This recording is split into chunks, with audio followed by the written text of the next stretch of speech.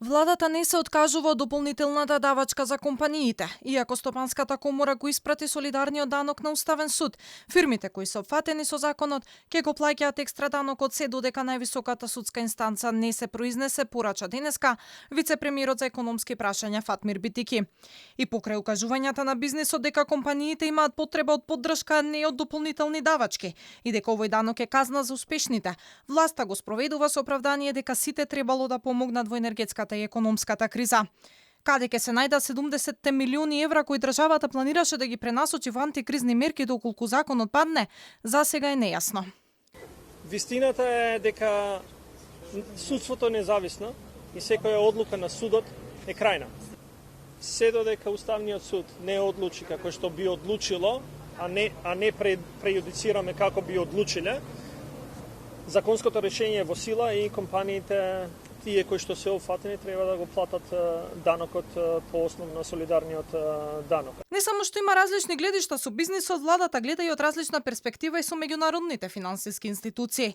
Проекциите за инфлација од 9% на Светска банка не биле далеку различни од проекциите на владата за 5%. Туку само различно се интерпретирале бројките. Според вице-премиерот, во Македонија се живеело многу поубаво сценаријата кои биле пред стартот на грејната сезона лани. Различно ги интерпретираме. Ние велиме до крај на годината ќе имаме 5, ама просекот во годината не се зима од последниот месец. Они зборуваат за просек, вие зборувате за инфлација во еден месец. Така да различни бројки, различно ги гледаме, тоа е убавината на демократијата. Секој ги гледа како сака бројките и ги толкува.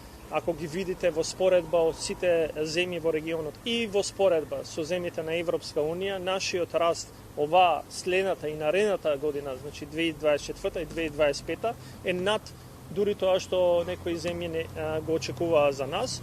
Додека владата зборува за убави сценарија, граѓаните се соочуваат со ценовни шокови.